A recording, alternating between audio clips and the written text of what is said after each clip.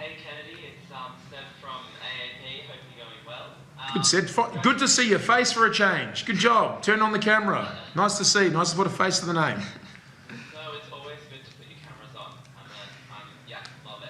Anyways, congratulations on the win. What did you make of it today?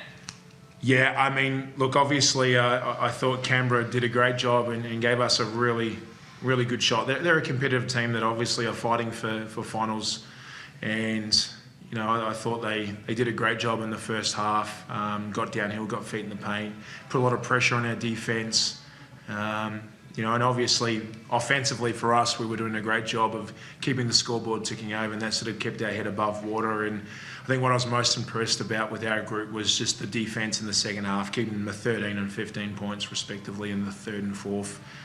We did a much better job of clogging up the paint and eliminating the cuts and keeping them to 5 offensive rebounds. That's 2 games now where we've kept the team or teams under 5 offensive rebounds for a game, and I think that's been, you know, it probably took giving up 19 against Perth to learn that lesson, and we've really locked into that now, which is great because we've added a little more dimension to our defence. But really proud of how the group made adjustments and stayed positive and stayed focused at the same time, because I feel like sometimes when you're playing a game like that in a team like Canberra, who deservingly so were playing such good basketball in the first half, you can kind of lose your way a little and lose your focus and try to shift away from game plan. So, you know, I can't credit the team enough for just staying locked in and staying consistent with what we were trying to do. Obviously, just speaking about adjustments, Canberra went on a really early 9-0 run, 9-1 run, I think it was, against you guys. What was kind of your message there to get the team back on track and then to eventually see out the win? Yeah, well, I think just the nature of the shots. I think any time, I mean, you know, coaches may have their own methodology of when they call timeouts, but you know, obviously we couldn't allow them to continue to make that run. So.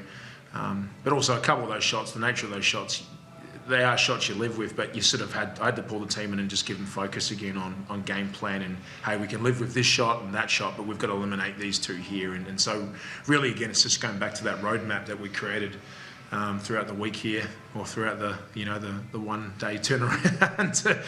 You know, it wasn't a week's preparation. So just, again, giving the team focus and giving clarity, and it wasn't, again, not trying to overreact and feel like we have to change game plan because, you know, Canberra had made shots, which, again, they're a good team, they're capable of doing. So really that was what that timeout was about in that time. And then, you know, I thought the group came out and did a great job of just, you know, starting to build momentum and stack good defensive plays and offensive plays together.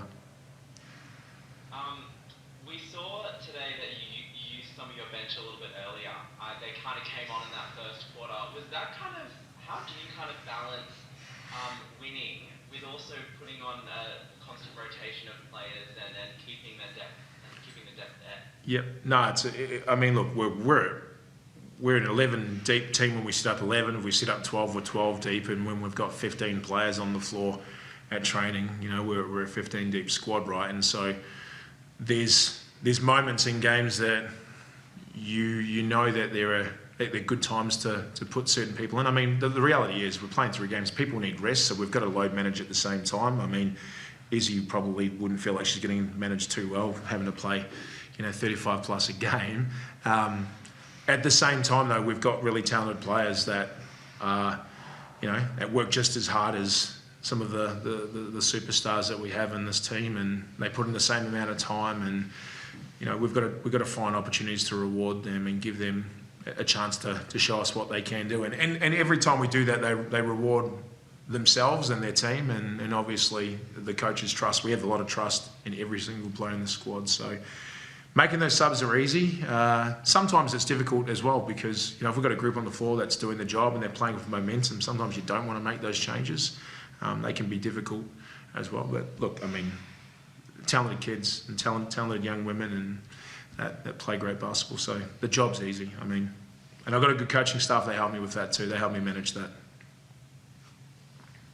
Obviously, one of those, we've kind of seen Emma Clark playing a couple of matches now for you guys. How do you feel like she has kind of found her feet to the spirit? Really well. I mean, for us, when we started this process with her, it was going to be, you know, I was really clear about it being a long process with just her working her way into the rotation. And you know, I mean, who wouldn't want an incredibly talented player that's played 3x3, has been an Opal squad player, has played a good amount of WNBL games. She's physically strong, physically capable, great rebounder, can shoot the ball, and she's very versatile. She could probably defend, anywhere between 2 to 4 on the floor. She's strong enough to defend most fives in the league as well. She's just got great physical presence. So, it's going to continue to be, a slow burn with her, getting her in, because obviously we've put a lot of we've built a lot of momentum and time together,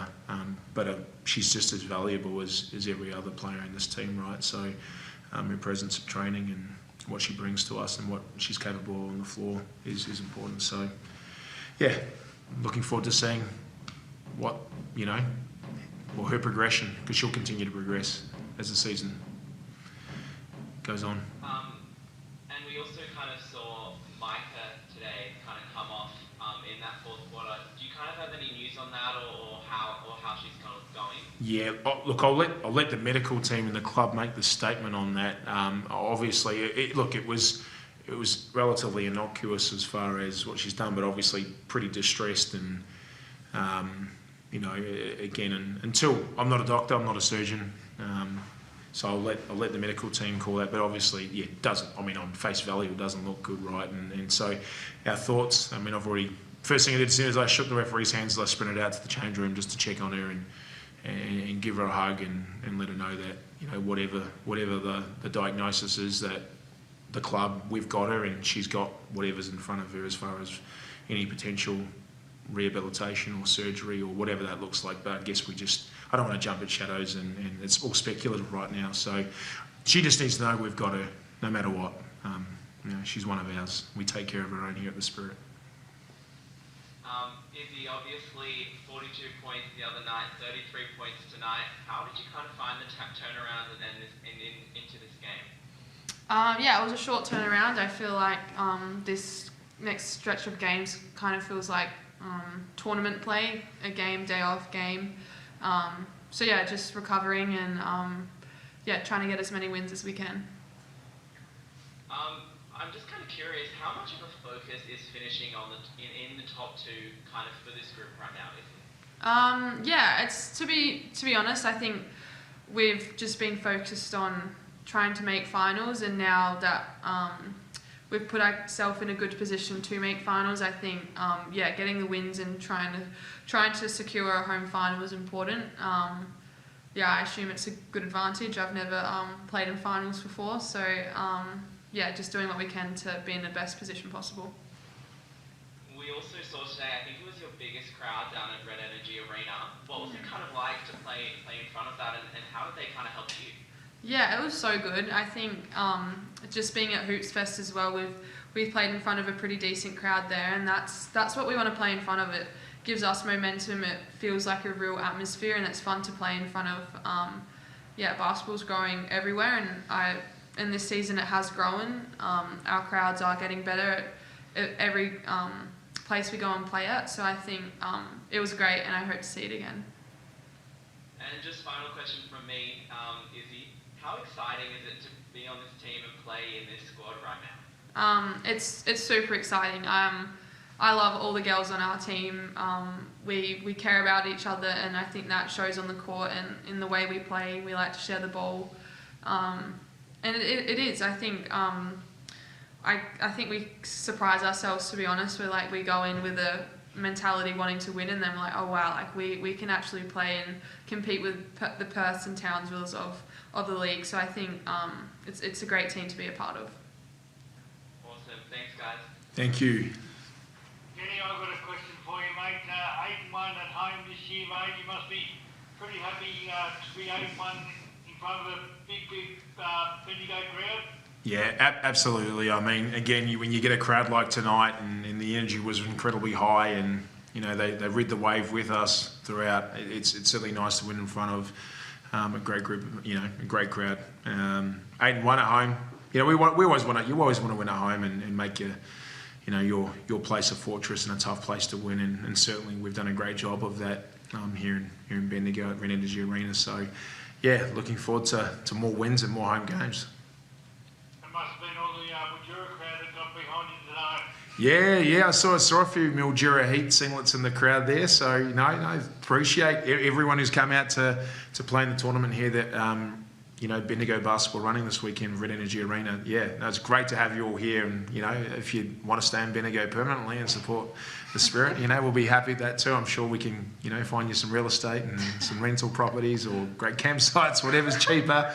Yeah, keep them here.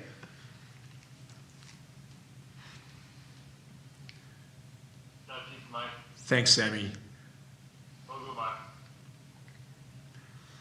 That's it? No one else?